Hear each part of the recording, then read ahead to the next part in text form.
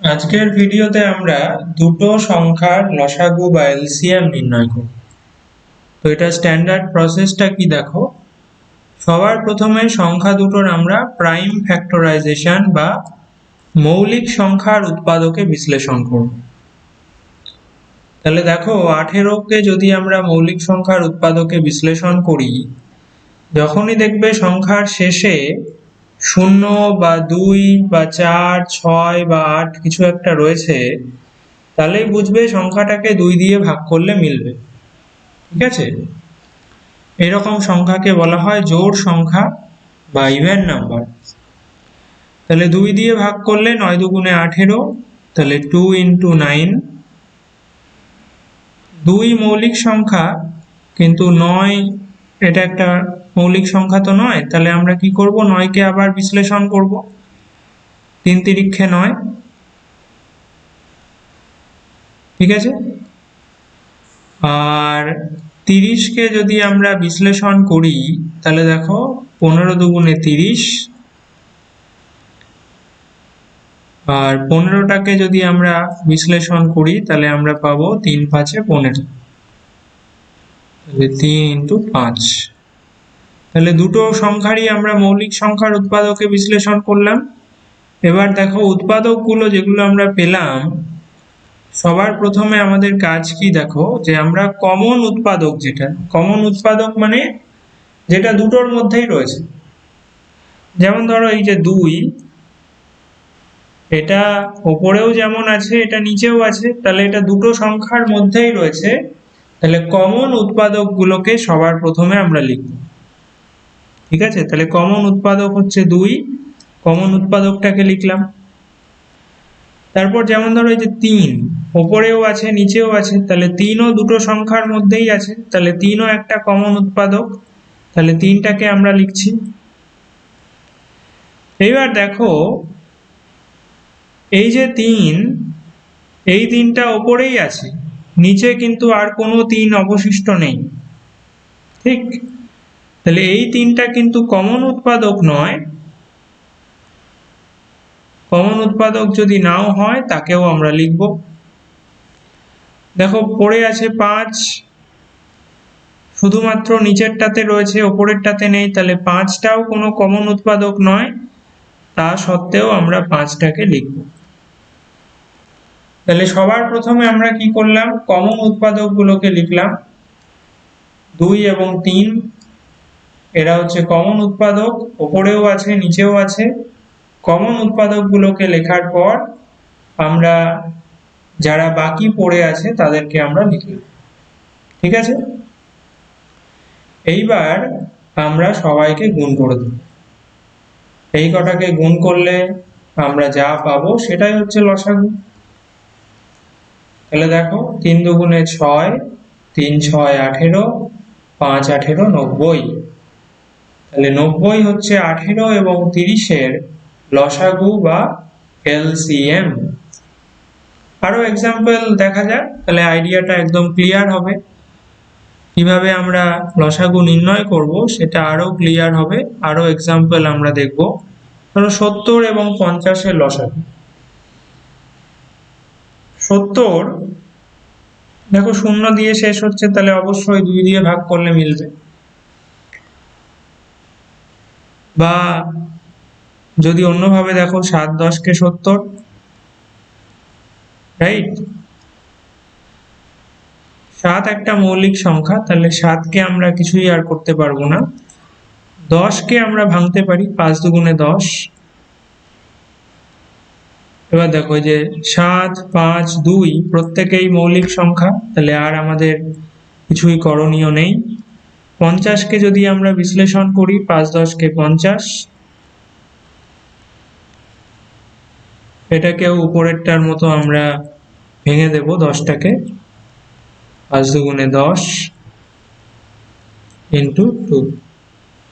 তাহলে আবার আমরা মৌলিক সংখ্যার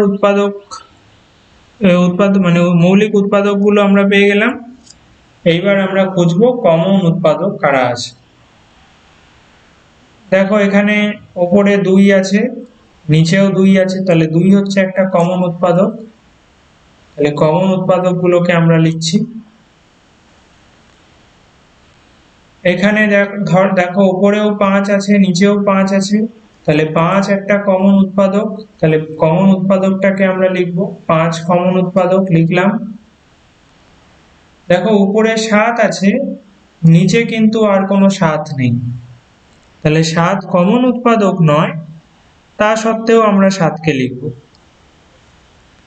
দেখো নিচে 5 আছে, উপরে কিন্তু আর কোনো 5 নেই, তাহলে এই 5টাও কমন উৎপাদক নয়, তা সত্ত্বেও আমরা 5টাকে লিখব। তাহলে আমরা কমন উৎপাদক গুলোকে যেমন লিখব, যারা কমন উৎপাদক নয় বাকি যারা পড়ে রয়েছে তাদেরকেও আমরা লিখব। ওকে, সবাইকে লেখা হয়ে গেলে আমরা কি করব, আমরা সবাইকে গুণ করে দেব। তাহলে গুণ করলে কত হচ্ছে দেখো, এখানে আসছে 3 5 7 35, আর শেষের দুটো যদি গুণ করো 5 দুগুণে 10, 10 দিয়ে যাকেই গুণ করবে কি হবে, শেষে একটা যা শূন্য বসে যাবে, তাহলে 350। তাহলে 350 হচ্ছে 350 হচ্ছে 70 এবং 50-এর এলসিএম বা লসাগু। আর একটা এক্সাম্পল দেখা যাক 70 এবং 40-এর লসাগু। তোমরা নিজেরা ট্রাই করো, সবার প্রথমে ভিডিওটা পজ করে দিয়ে তোমরা নিজেরা ট্রাই করো। 70 আমরা দেখলাম 7 10 কে 70, তাহলে 7 ইন্টু 10 মানে হচ্ছে 5 দুগুণে 10, তাহলে 5 ইন্টু 2। 40 মানে 4 10 কে 40, তাই তো, তাহলে 4 ইন্টু 10, 4 কে যদি আমরা ভাঙি 2 দুগুণে 4, আর 10 কে যদি আমরা ভাঙি 5 দুগুণে 10, তাহলে দেখো আবার সব কটা মৌলিক সংখ্যা আমরা পেয়ে গেলাম। তাহলে আর ভাঙার কিছু দরকার নেই এই অবধি। তাহলে দেখো 70 থেকে আমরা পাচ্ছি হচ্ছে 2 5 আর 7, এই কটা মৌলিক উৎপাদক পাচ্ছি। 40 থেকে আমরা পাচ্ছি 2 2 5 2, এতগুলো মৌলিক উৎপাদক আমরা 40 থেকে পাচ্ছি। এবার আমরা কি করব, আমরা সবার প্রথমে কমন উৎপাদক গুলোকে লেখা যাক। যেমন দেখো উপরেও একটা 2 আছে, নিচেও একটা 2 আছে, তাহলে কমন উৎপাদক গুলোকে আমরা লিখি সবার আগে। উপরেও একটা 5 আছে, নিচেও একটা 5 আছে, তাহলে 5ও একটা কমন উৎপাদক। কমন উৎপাদক গুলোকে লেখা যাক। দেখো উপরে একটা 7 আছে, নিচে কিন্তু কোনো 7 নেই, তাহলে 7 কমন উৎপাদক নয়, স্টিল আমরা লিখব।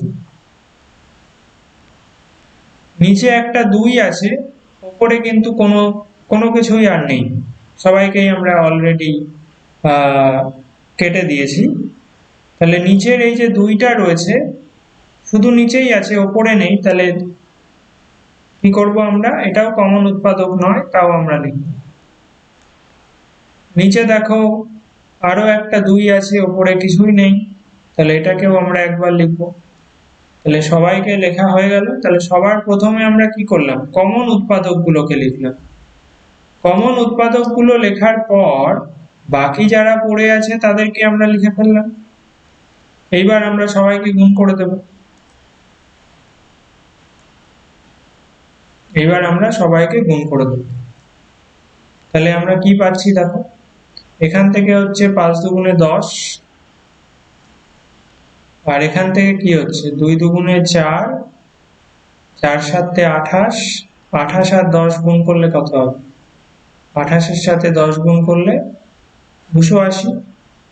10 দিয়ে গুণ করা মানে শেষে একটা শূন্য বসিয়ে দেওয়া, তাহলে 28-এর শেষে আমরা একটা শূন্য বসিয়ে দিলাম। তাহলে 40 এবং 70 এই দুটো সংখ্যার এলসিএম হচ্ছে 280।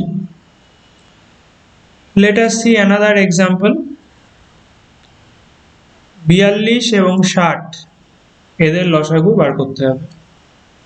তাহলে 42 কে যদি মৌলিক সংখ্যার উৎপাদকে বিশ্লেষণ করি তাহলে আমরা কি পাবো, 2 দিয়ে যদি করি 21 দুগুণে 42,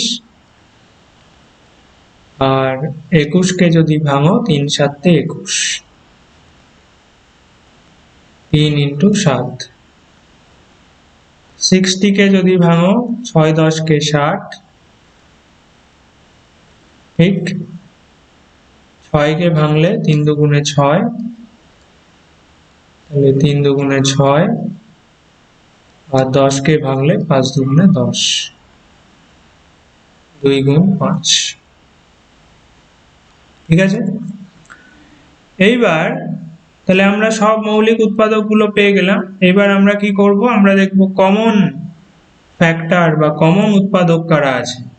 উপরেও একটা 2 আছে, নিচেও একটা 2 আছে, তাহলে 2 হচ্ছে কমন উৎপাদক, তাহলে কমন উৎপাদকটাকে লিখলাম। উপরেও একটা 3 আছে, নিচেও একটা 3 আছে, তাহলে 3 ও হচ্ছে কমন উৎপাদক, তাহলে 3টাকেও আমরা লিখলাম।